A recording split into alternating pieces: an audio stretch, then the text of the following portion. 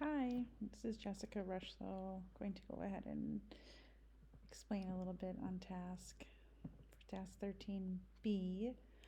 To me, adequate growth is more than just a positive change when comparing the pre-test to the post-test. Growth needs to be sufficient in order to help students reach their actual learning goals by the end of the year.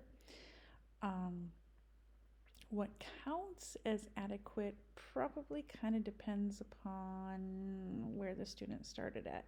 Students who begin at a lower level need growth, a lot of growth, to close those gaps. And then the children who are at a higher level, they need really strong growth usually to make sure that they continue to progress in those gains. For this particular assignment, I thought, okay, well, a gain of 16% or more, we'll consider that as adequate growth. 15% or less, no, not so much. So when analyzing the pre and post assessments, to me, clear patterns emerged. Several students struggled due to limited vocabulary knowledge, which impacted them to understand the questions, I think. To me, this kind of highlights the importance of intentionally embedding vocabulary instruction into my daily lessons. And clearly, I need to improve on this. I did notice as I was going through some of the things that the children worked, some of them a little too quickly, where there were a lot of careless mistakes, especially when the children show during my instruction that they understand, and then when it comes time to the assessment, it's like, oh shoot, or they didn't get it. So I guess I just need to work more on giving them frequent reminders to slow down, focus, and carefully check their work, that they will benefit from me doing that. For students who did not demonstrate adequate growth, some factors included probably me on the instructional end, and also obviously the student related causes. So moving forward, I'm going to slow down the assessment process.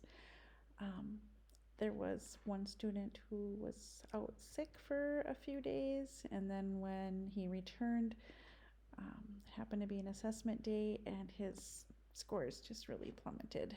On a couple of his assessments, I assessed 2 on that same day, so I was like, oh shoot. So anyways, I need to be more cognizant of that, and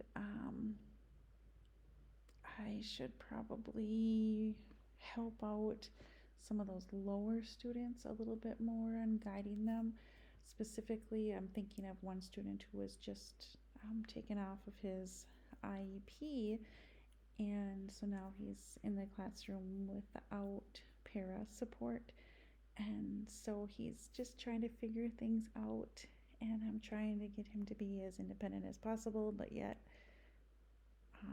he still kind of needs some of that support, so maybe I should help out a little bit more with that. He could use it. For me, also, where I can improve, like I mentioned before, a huge one is vocabulary, vocabulary, vocabulary. That was a repeat on every single assessment that I did. Students continue to not do so hot in that area on both the pre and the post assessments. The improvements that I noticed on the post assessments were more of the skills, because that's kind of what I've been doing as I reflect back on my teaching instruction. So that kind of makes sense. So I need to really, really integrate vocabulary instruction. And then also just reinforce students to work more carefully and thoughtfully at all times. So yeah, that is that. All right, thank you.